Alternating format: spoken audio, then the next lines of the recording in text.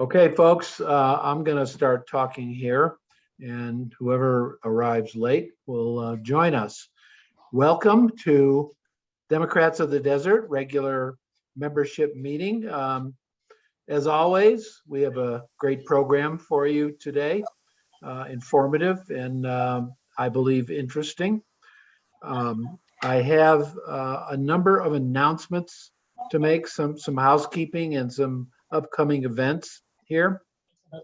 Um, so I'll do some announcements. The club, the executive board has decided to donate $500 towards the anti-recall effort. That will be split evenly, 250 directly to Governor Newsom, and another 250 will go to the California Democratic Party, which I'm sure will direct it in that direction as well. We are going to have a Excuse Zoom me, would meeting. you ask, excuse me, would you ask whoever, can we go to mute because Yeah, we're definitely getting background of TV or something. Thank can, you. can everybody except me mute? Okay, thank you. To fight this fight on many fronts. I guess that's Doris. There you go. Thank you. We are going to have another meeting in July, a Zoom meeting. And that will be, I believe, our last remote meeting because we're going to skip August. We're going to take a month off from the meetings in August, and in September, we are going to resume our in-person meetings. I think it's about time we did that. I'm aware of the pros and cons of doing that. Some of the pros are obvious. Being together face to face obviously has benefits. The big con was that there are speakers that we may be able to get who will speak remotely, but may not want to travel all over the state to attend a meeting in person. But balancing those things, we decided to resume the in-person meetings unless there's a strong pushback or backlash from the membership. And if you feel strongly about that, please let me know. In July, which will be hopefully our last meeting, Zoom meeting, we have a fabulous speaker, actually a friend of mine, the vice chair of the California Democratic Party, David Campos, is going to agree to speak to us. So he is going to speak in just a few weeks from now. So I urge you to come. He is very much involved, obviously, in all of the highest level of California politics and the recall. He also currently works for the San Francisco DA, who is himself involved, the DA that is, in actually 2 recalls, along with the LA DA. So I find it politically interesting that all these recalls are coming along. And one of the things I'm going to ask David to talk about is, are we entering an era of recalls where the Republicans cannot get a clear majority? So whether this is their new weapon of choice. I think the answer is probably yes, but see what he has to say. All right. Just before our main speaker, we're going to have 2 other short speakers. Our fearless leader, Ellie, who is now our regional director, is going to bring us up to date on what's going on regionally. And she's the most knowledgeable person in this group about what's going on in general. So she's going to bring us up to date, maybe on the recall or what's the reopening, I know, the headquarters and some other things.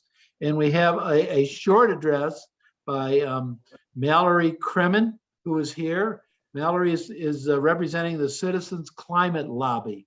And she asked me if she could come and just kind of introduce her group very briefly to our club and maybe return later for a more full-blown bells and whistles kind of presentation.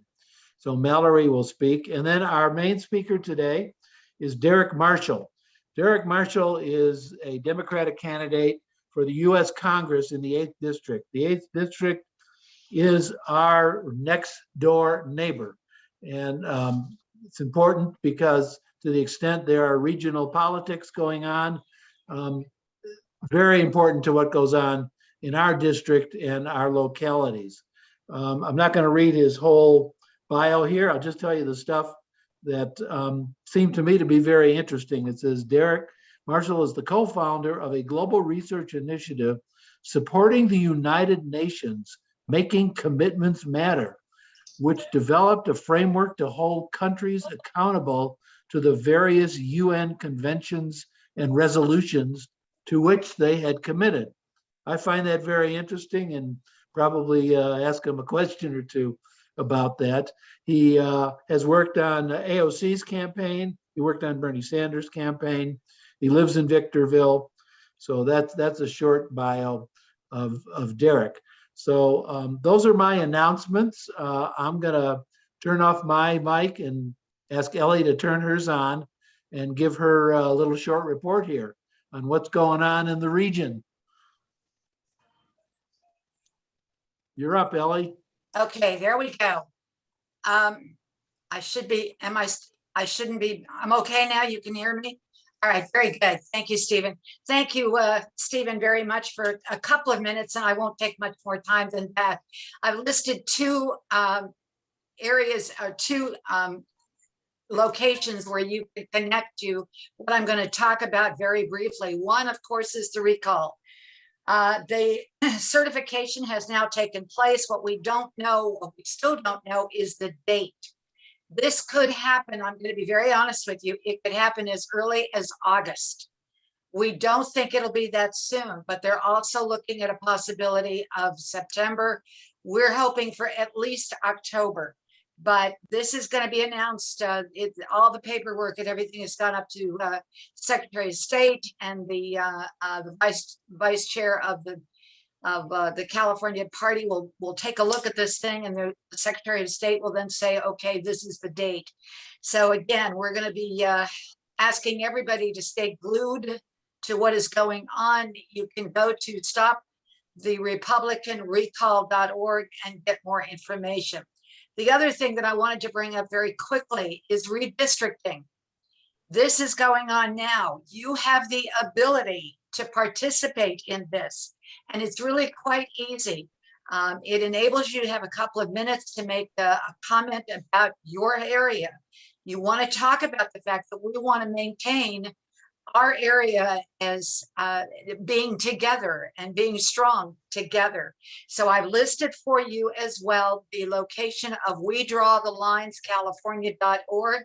It's up there as well, and get yourself involved. There will be additional testimony taking place.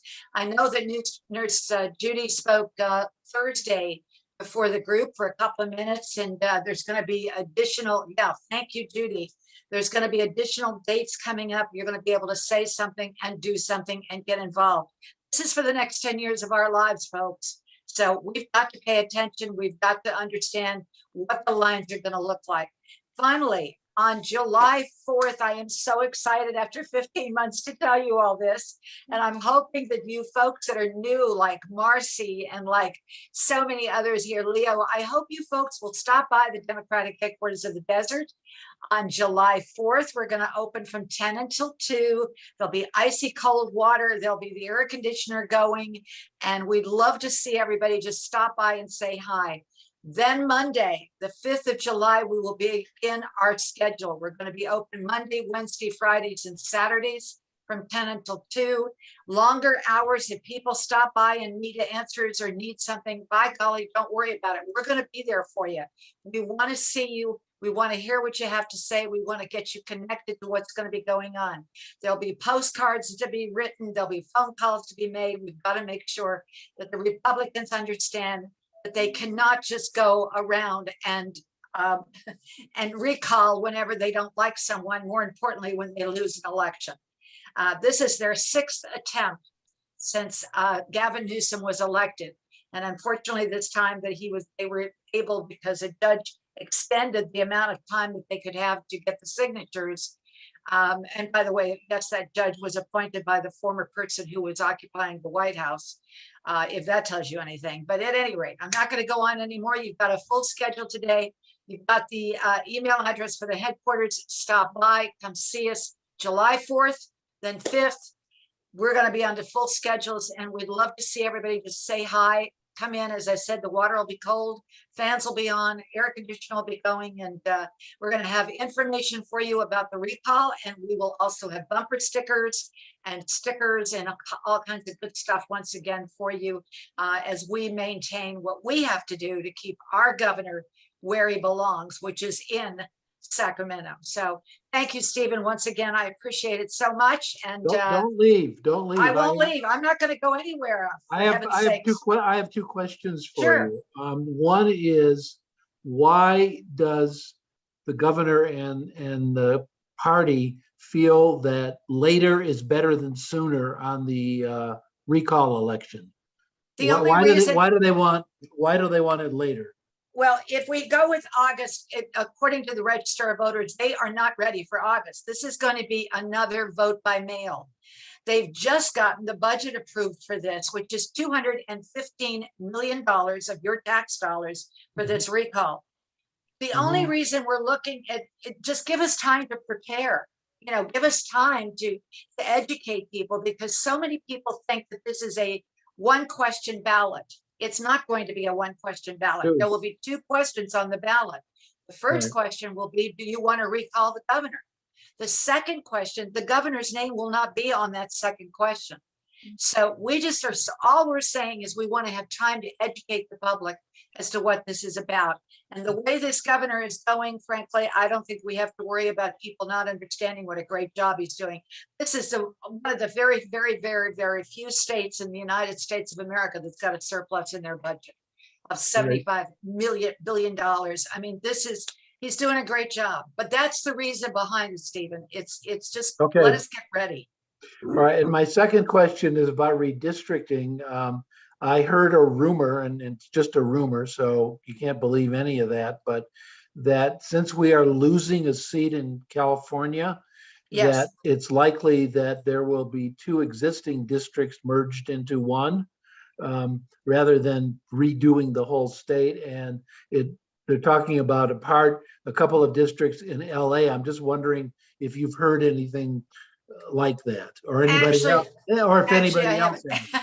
No, actually, I haven't. What I have heard, and I have to give a shout out to the California Democratic Party, because we now have bi-monthly meetings with the staff of the California Democratic Party.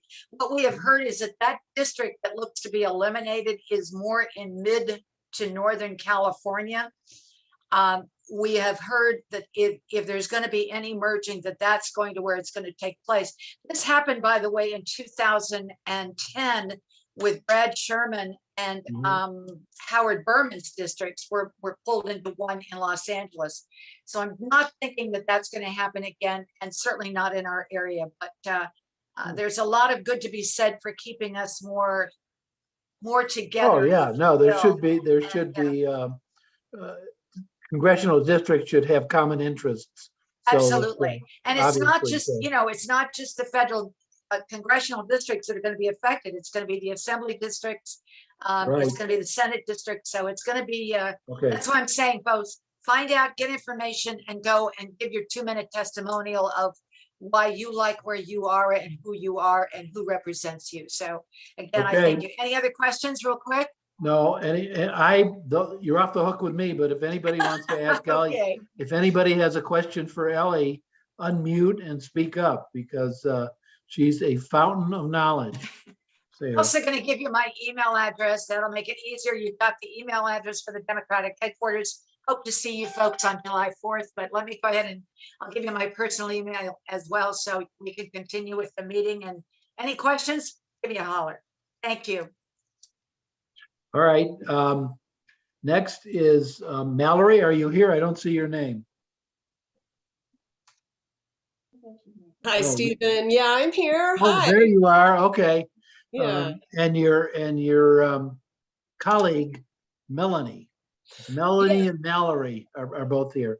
from the Citizens Climate Lobby. Well, take a few minutes and introduce your group, but we'll give you another chance to give the full presentation. So go ahead. Thanks, Stephen. We really appreciate giving you, and everybody, I really appreciate you all listening for just a few minutes. So we founded a chapter in Ruiz's district in Idlewild, and then we recently expanded it during COVID to be the Pines to Palms Citizens Climate Lobby. And you all, I'm sure, are a little concerned about the warming, the global warming that's going on. And I just wanted to share with you our laser focus on carbon pricing that we are advocating. We're lobbyists, and we meet with Ruiz, 4 times a year or with his office and his staff to promote a carbon pricing bill, because it has been proven to be the most effective possible way to combat global warming, to take down the carbon in the atmosphere. It's the economists, all agree that it will boost the economy, it will reduce. So I just wanted to introduce a bill to you. There's a few bills going on, and Republicans have a version. We want to start the carbon pricing low because like Mobil and Exxon, they'd like us to start at $50 a ton per year and go and then not raise it, but that would knock out all their small competition. We'd like to start at $15 a ton and raise it $10 a year, and it's estimated that we should get to net zero carbon by 2050. So that's ideal. Carbon in the atmosphere is what's, I see Nurse Judy shaking. I know. We have anyway, about carbon pricing, we are the only developed nation without carbon pricing built into our economy. So like the European Union and Canada, our biggest trading partners, are getting ready to institute a border adjustment by the end of the year for any trading partner that doesn't have carbon pricing going on. So if we're not, and we're talking about coal, gas, and oil, not farm, not,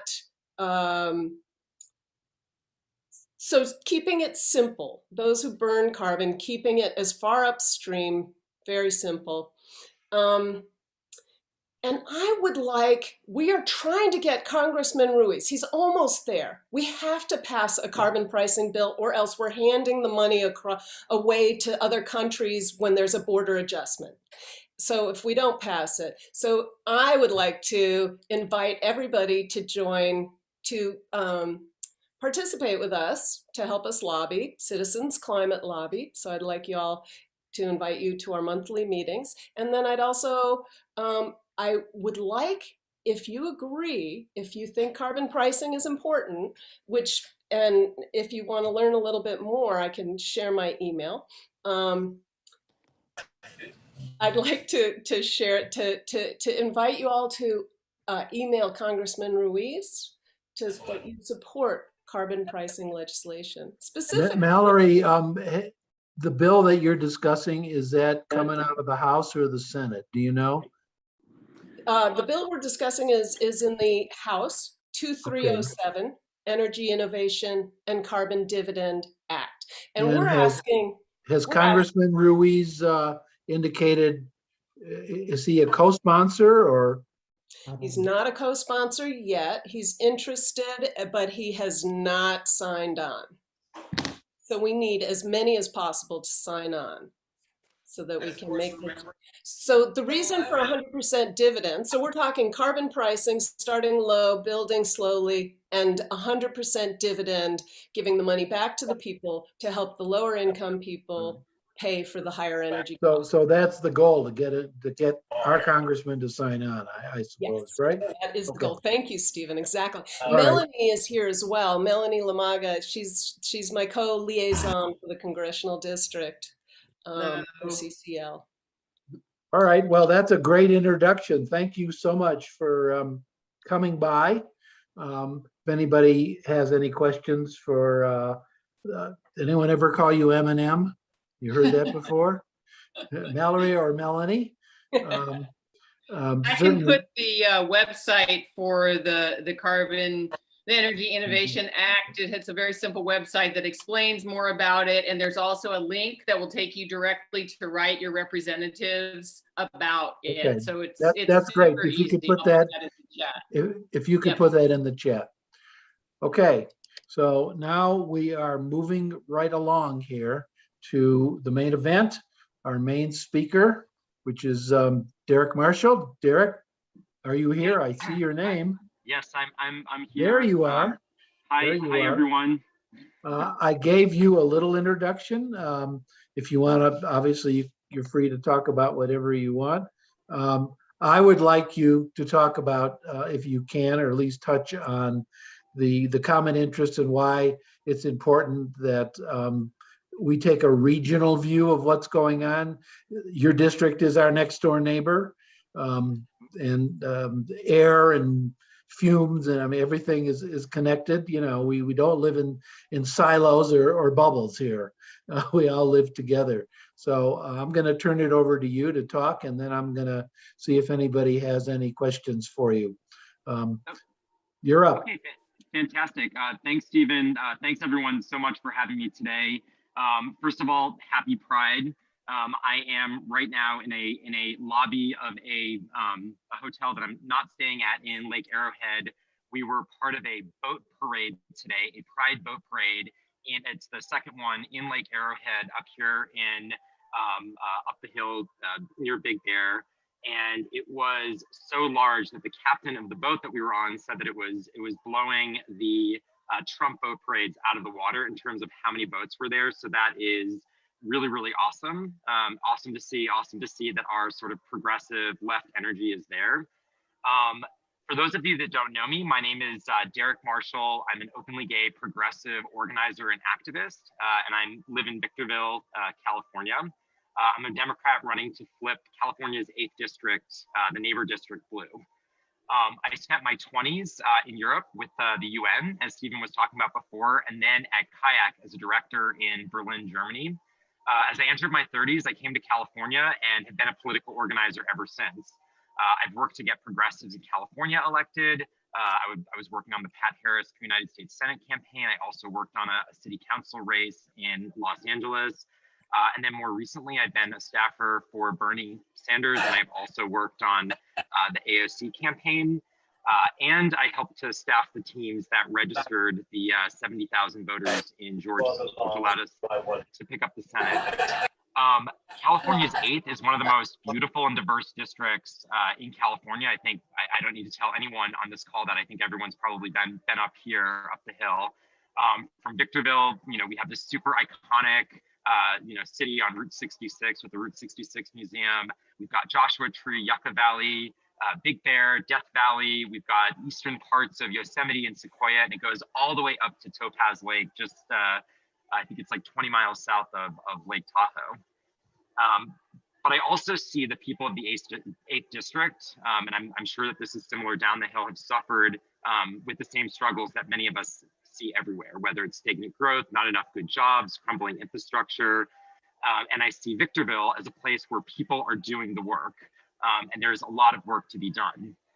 In Victorville in the high desert, we have tough conversations. We have, it's a lot more red up here than in some places down the hill. And so therefore it necessitates the need for us to go and be there and have tough conversations, particularly with some of our neighbors. We organize our community out here because we know the power of people. I've looked at the demographics, and I can get into that a little bit later, but we are in the majority. We just need to make sure that our people are registered to vote and that we show up at the polls. If we do that, then we win. We're not running in Nebraska. We're not running in other areas of the country that are super, super white and super, super red. And unfortunately, the 8th is currently represented by a freshman Republican who's been in lockstep with Trump and a lot of his ideas. I'm running for Congress to change all of this, and I want to bring the folks from the high desert to the mountains together for a better livable life. And for me, that means a livable life that includes clean air to breathe, clean water to drink, and a sustainable future for our children and grandchildren. a livable life that guarantees every single person has healthcare and an end to medical debt that so often makes families decide between life-saving medicine or food on their table. A livable life that ensures everyone has a good, high-paying job with benefits that are local, that are green, and not just down the hill. A lot of our folks up here drive 4 hours every single day just to go to work. And the only way that we see this change, and I know that every Democrat on this call right now knows this, is that when we come together, we organize together, when we stand up and we fight, we demand, and then we get what we need. And sort of to that together, I believe that we will have a Green New Deal, a comprehensive job creation plan that understands the scope of the threats that climate change poses, as well as the work that we need to do to rebuild our infrastructure. Together, we will bring Medicare for All to the people of California, not only the 8th district, but everywhere. Together, we will have a community jobs guarantee throughout California's 8th, whether it's Victorville, Joshua Tree. We have infrastructure projects that need to be done, also down the hill. And together, we will flip California's 8th district blue, and a blue that fights for the working class at every step. And so if coming together, organizing and kicking out a Republican who doesn't fight for us sounds like your kind of change, then I really hope that you all will find out more about the campaign and join us. And the last thing I'll say, Stephen, sort of to the question that you were, sort of presenting before about, about the importance of organizing and micro-targeting. I made 450 calls yesterday. Part of the pain of being a candidate that's running for office is that we have to raise hundreds of thousands of dollars. We have to raise millions of dollars. And so what that means is that we're telemarketers. And so a lot of times on the calls, I'll be calling folks into New York, I'll be calling people in Alaska, and they're saying, well, what is your district? What does the 8th district have anything to do with what we're facing here in New York or Arizona or Alabama or Georgia? And and I say, well, do you want to lose the House in 2022? And that gives them some pause. And I said, look, like coming out of Georgia, I think that we as Democrats have an incredible model to build upon. That model is micro-targeting. It is data that shows algorithmically deduced potential voters that will say, hey, in this house on this street, there are 4 unregistered, with 88% certainty unregistered Democrats. And you can throw all that information into an application and you can go. At the same time, you can do your guerrilla voter registration activities, whether it's writing postcards, whether it is going to the San Bernardino County Fair, so that you can be out there. And so I think that the importance sort of that I'm kind of foreseeing with our campaign and with the energy of the campaign is that we really will run an organizer sort of expert campaign that we can then and will then very, very happily share with every single Democratic campaign in California, whether it's the 25th, whether it is the 4th, whether it is the 1st, whether it is any of the Republican districts that we have. And I think ultimately, if we play it right, I think that we can turn every single, our entire congressional delegation blue here in California. And I think that that's something that I'm really, really pushing for. So with that, I'm going to be quiet and I'll answer, very happy to answer any questions. And again, I'm just feeling tremendous gratitude for being able to speak here today. Thanks. Okay. There are a number of issues, obviously, that pretty much everybody is concerned with. So I want to ask you, Derek, where you are on some of these crucial issues. There's 3 that just leap into my mind immediately. Medicare for all, gun control, immigration. Those are all major federal issues.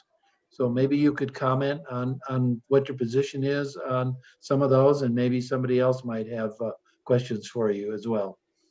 Totally.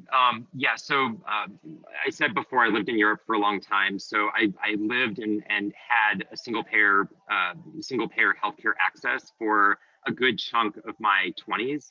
And I have to say that the single payer system was really easy. You get a card, you get sick, you go to the doctor. If you need to call an ambulance, everything's covered for. And I think that during the pandemic, a lot of us who may have been on the fence, I personally have been very, very strong advocate for single payer. Ted Kennedy I'm originally from Massachusetts, was born and grew up there before moving out here about 15 years ago. And Ted Kennedy was our senator back then, and he was a huge proponent of single payer. And I feel like there was a time when that was being discussed, that time went away, and now that time is coming back. And I think that when we look at the polls, it just shows tremendous support. My own personal experience, having lived overseas, having had different iterations of single payer healthcare, it's proven to me over and over that that is the model. And I think that for those that say that we can't have it in the U.S., I think it's just it's corporate influence that's kind of working its way into a specific narrative. So I'm a strong supporter of Medicare for all. In terms of gun control, I'm a huge supporter of common sense gun reform. I think that we need to have universal background checks, and I think that I think that we can't have a conversation about gun reform in the United States without having a conversation about mental health and access to mental health. And access to mental health also touches upon Medicare for all. When I lived in Germany, if you are experiencing the way that German society takes a look at mental health is being mentally sick is just a different iteration of being physically sick. And folks there sort of recognize that is an important, that mental health and looking after mental health is just as important as looking after physical health. You get your yearly checkups. You should be, going to therapy with fair regularity. And then the third point was, so we said gun control, Medicare for all, and Immigration.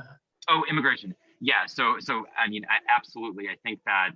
So first of all, I think that any discussion of immigration needs to touch upon, America's past military interventions in South America. I think that we need to be really clear and we need to be really honest about what our past foreign relation policy was in Central and South America, and not only Central and South America, but all over the world with regards to overthrowing democratically elected governments and some of the stability that we bear responsibility for. And I think that when we go to have a conversation about, granting asylum or having certain conversations about migration, we need to have a comprehensive and robust conversation about any type of potential imperialism that we had in the past that led directly to some of the instability that we're seeing in certain countries that has then driven migration to the borders. At the same time, I think that we need to be really, really bold, and we need to be really, again, have open and honest conversations. And we need to talk about the fact that the vast majority of migrants and undocumented migrants actually pay taxes. And I was floored to learn that a couple of years ago.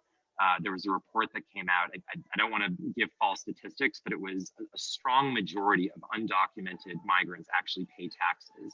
And not only do they pay taxes out of fear, but they don't use and utilize healthcare or social services.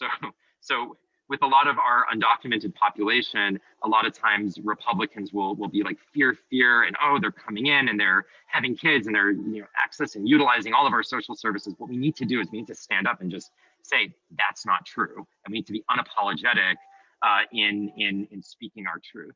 I have a lot more to say about migration, but I'll leave it at that. Right. What's wrong with the incumbent? You're the guy that you're challenging. Tell us a little bit about him. So yeah, that's a great question. I mean, he pretty much everything. I mean, if you take a look at his voting record, so just talking, forget about character, just looking at the voting record, he sort of sold himself as kind of a moderate California Republican. And he has been so conservative in his voting records that he has actually earned himself a challenger, John Marsh, a Republican from his left, which is starting to splinter and split the Republican vote, which is or splitting Republicans out here, which I think is a good thing. That's a good place to start as someone that is that's looking to run a campaign and hopefully flip a district blue. In terms of being concrete and putting some meat on the bones, number one, he voted to object to the certification of Arizona and Pennsylvania. He voted against equality. He voted against the Violence Against Women's Act. He voted against infrastructure. You know, it's really not hard to make a case. You know, if anyone up the hill here, got a $1,400 stimulus check from the infrastructure package that the Biden administration put through, you know, Jay was not responsible for that. And so I really, it's, you know, and if just looking at his record, he's kind of the diametric opposite of you know, my personal belief system and how we should rejigger our entire economic infrastructure and political infrastructure. I see, Ellie, you have a question? You're muted. Unmute, go. Ellie. There you go. Yeah, I have two questions, actually. One is that Obernoth has recently put a bill through or introduced legislation. There is a tribe in your area that has never been recognized as a true Native American tribe. Is that the fact that he's doing that, is that going to hurt you with the vote from the tribal members throughout the area? I mean, it's not just that one tribe. They are not recognized at this point. The second thing is, I'd be interested to know what the numbers look like. What's your Republican, what are the numbers of Republicans declined to state, and then Democrats? So those are my two questions. Thank you. Yeah, Ellie, totally. If I was in my home right now, right behind me, I'm always pointing in the Zoom calls to the numbers that you're referring to, and I'm trying to remember. I think I want to say that there's 391,000 registered voters. There's 121,000 unregistered voters, and the difference right now is about 13,000 more registered Republicans than registered Democrats. There is also, I think there's about 60 or 70,000 no party affiliation, but don't quote me on that. So I'll find the actual numbers and metrics and get back to you. The thing that I've been finding interesting is that originally, and Ellie, one of the previous calls that we'd spoken to, originally we were thinking about spinning up our in-person activities later in the fall, later in the year. And I'm very, very pleased to announce that we've actually started at the end of May, because the vaccine rollout has been going pretty well. And so we did our first in-person voter registration. And we're now doing weekly voter registration events at different parts of the district. And so we've started to get some really interesting field, kind of qualitative research from the field. And a lot of the folks that I've personally registered, 16 and 17-year-olds, pretty much all of them are asking to be no party affiliation. And so I've dug into it a little bit, and some of the kids are afraid because they don't want they want their parents to know that they're registered to vote, and that's okay, but they don't want their parents necessarily to know that they are progressive or left. And then there's been a few percentage of the young folks that are socialist or further to the left, and are not willing to identify as Dems. But the vast majority of young people that I've been talking to are opting for the no party affiliation. Okay. And then to the first point with regards to Indigenous, I mean, you know, I think politics is politics, and you know, I think that Obernolte right now, and I think that your intervention was very astute. You know, he's doing two things right now with that bill that he passed to recognize Indigenous groups. I mean, obviously, he's trying to follow in Paul Cook's steps. Paul Cook had a lot of good relationships with different tribal members.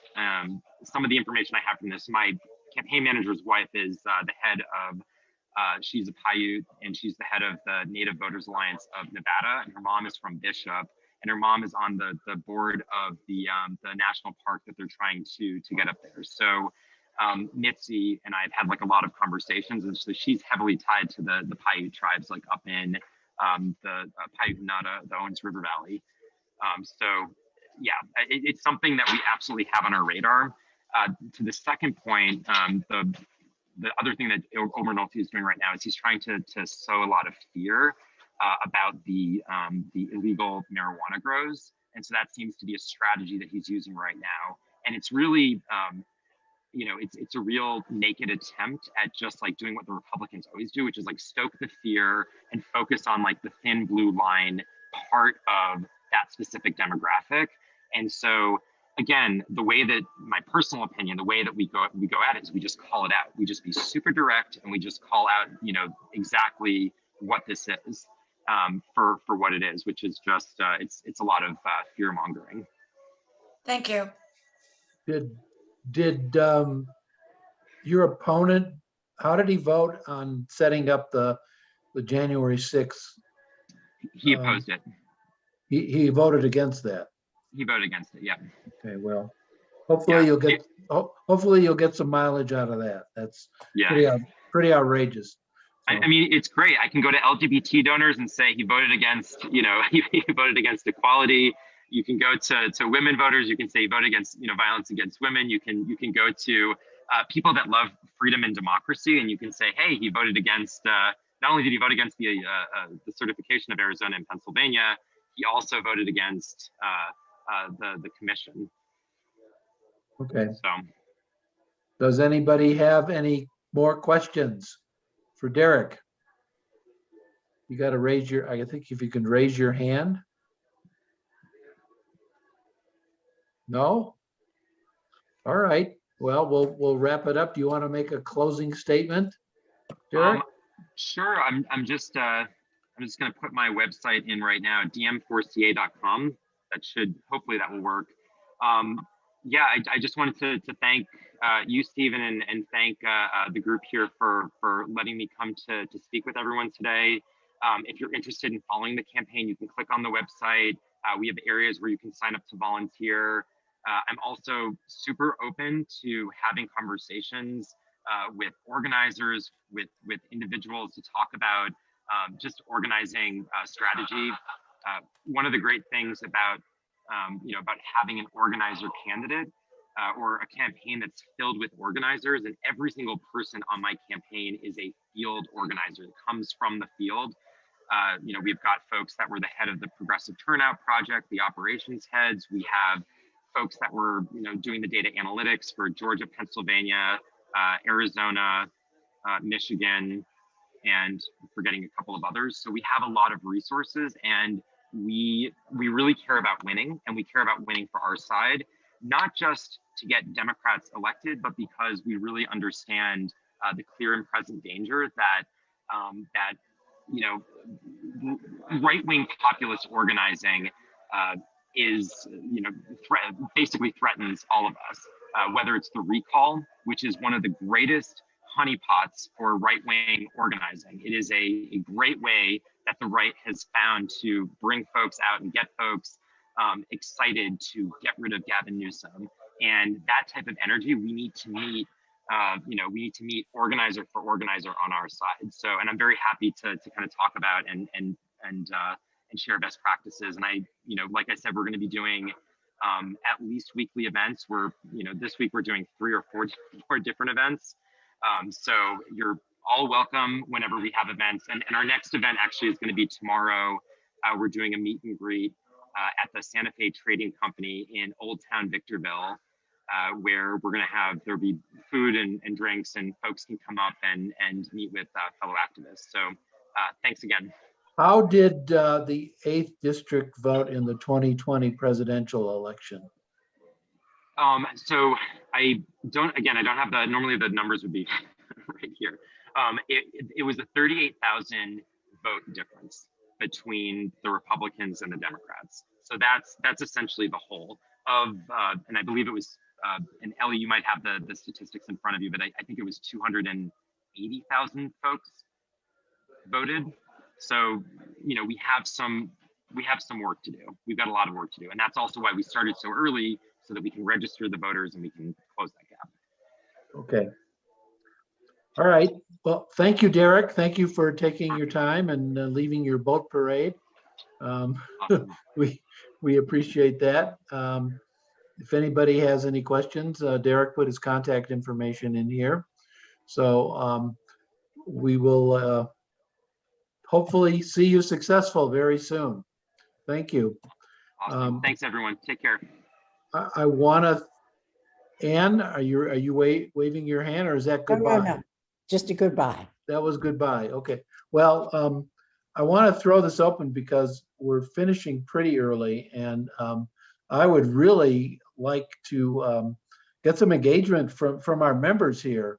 Questions, comments, little speeches, anything, because I think the more we communicate with each other, the better it is. Is there anybody that would like to discuss what they'd like to see this club doing in the next year, aside from the obvious electing Democrats and keeping our governor in office? But are there any particular issues or topics that anyone would like to express a strong interest in? Because now is a great time to tell the club. All right, then I'll decide. Ann, are you waving your hand again? Okay, you can, let me unmute you. Unmute yourself. Mute myself. Okay, is that Wow. unmuted? Yes, you are. Just a little point of information. Ellie mentioned the redistricting situation going on. The ACLU is running little trainings and it's ACLU California. They've done their redistricting little training 101, but there's a 102 coming up in July, and people might want to look on their ACLU California website. It's an informative training. I just wanted to put that in as a little point of information. That's great. There is one issue which I'd like to just mention to get people thinking about it, which is the notion of getting rid of at-large city council elections. This is something that affects certainly Rancho Mirage, which is at the pinnacle of at-large districts, at-large elections, which are damaging to democratic values, the way I would say it. There is also another movement. Palm Desert did split itself into 2 districts, but it's very bizarre and strange the way they did it.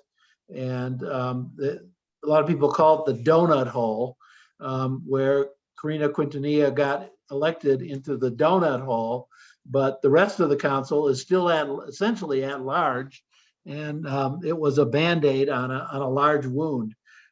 This is a very interesting issue, which I'm going to see what I can do to get some people to talk about for us. There is a case which is pending now in the state Supreme Court, which will determine what's going to happen in the future with it. There's 3 possible ways it can go. First way is they can decide you cannot compel the city to have at-large elections. I think that's highly unlikely they will land there. Second one would be that every city has to have districts which are more representative of their demographics, where certain people live. That is a somewhat other extreme. I don't think that's more likely, but less than the first one. And the one that is most likely, in my opinion, having just had 50 years a couple days ago of lawyering, is they'll come up with some convoluted cut the baby formula, which which will take years to unravel. It will initiate a bunch of more litigation, but it will probably put a whole list of criteria, which cities have to have it, which cities don't, what factors have to be considered, and so on and so forth. But that's a case to watch very closely. The name of the case is the Pico Neighborhood Association versus the City of Santa Monica. That, if you're interested in that issue, but I'm gonna see if I can get a good speaker to talk about that issue as well. What's this? All right, Lou Lamonte, are you, would you like to say something, Lou? Yes, you do. Your hand is up. Go ahead and unmute. There you go. Yes, thank you very much. I just wanted to let you that there's a really good friend of mine. Her name is Wendy Davis, who's running against Marjorie Taylor Greene in Georgia. And I'd just like you to, she's the one Democrat that Marjorie seems to be afraid of. And Wendy is a DNC delegate, and she's also a tried and true Democrat. And just look at her website. It's called Wendy for Us. Well, I surely will. wendyforus.com. I surely will, because in a house full of crazy Republicans, Marjorie Taylor Greene is easily the most crazy of the crazy Republicans. So Absolutely. And Wendy Davis is one of the more rational Democrats I've ever seen. And she is All right. progressive, she's smart. And so just take a look at her website. That's yeah, what I'd like to say. can you put some of her contact information into the chat Yeah. here? Yeah, I Maybe will. Her website? Yeah. Yeah. All right. And Thank you very much. Oh, no, Judy, you got your cyber hand up here. Yep. I just wanted to slightly correct Ellie. I did not actually speak on Thursday at the Communities of Interest meeting. But I wanted to watch and see what people were saying. That's what it was. Yeah. What will happen, the next meeting for our region is July 31st. It's a Saturday, and it will be somewhere like 10 to 6. They haven't confirmed it yet, but this is the paperwork they were talking at the meeting the next day they had. And the second one for us will be the 25th of August on a Wednesday from 12 to 8 p.m. And you can do much more by submitting it online. And that's what I would suggest, is getting together with people. We've got maps. If you want to see the maps of the area, I've got them at our dying office. So that you can see the areas. And I suspect that we have to be looking at our topography as well, even though geography is one of the lesser criteria. First is population, second is the Voting Rights Act, and then communities of interest.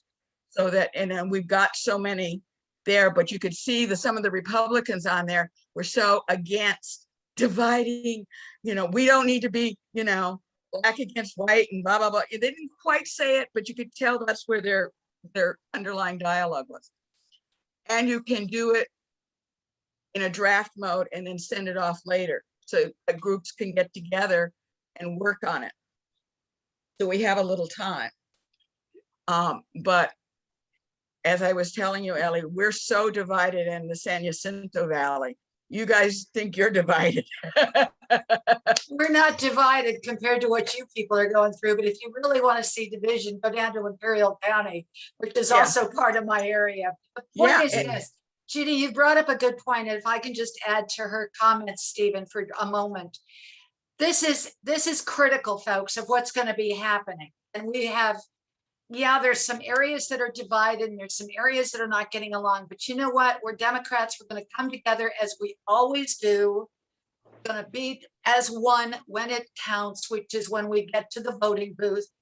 If you want to follow this thing, the connection is up there in this chat room area, and they will keep you informed. Once you sign up, they keep you informed. The folks that are doing this, drawing the lines, they really do keep you informed and up to date of when the meetings are, what time the meetings are, how you can come into the meetings. It's very, very well organized. I want to add something else that people may not be aware of. California is one of the few states that this is a civilian group that puts together the redistricting. It's not done by the legislature. It's done by the people of California. There's 4 Democrats, there's 4 Republicans, there's 4 different party representatives that are part of this thing.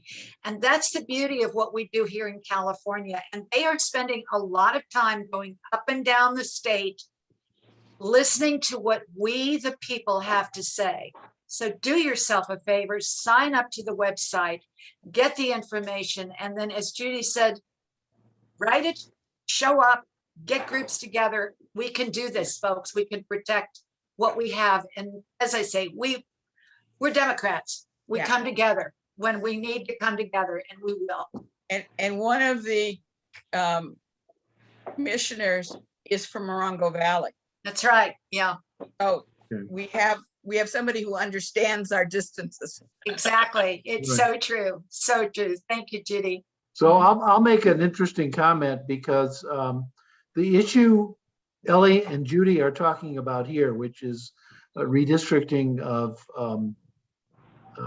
both congressional districts and state legislative districts, is psychologically and politically exactly the same issue as the one I talked about a few minutes ago about at-large elections, because what the Republicans do is they isolate and fracture communities of interest so that no one district has I guess you'd call it critical mass of whether it's racially based or economically based or just any kind of basis. So nobody can put together a critical mass to elect a representative who truly represents the people in the district.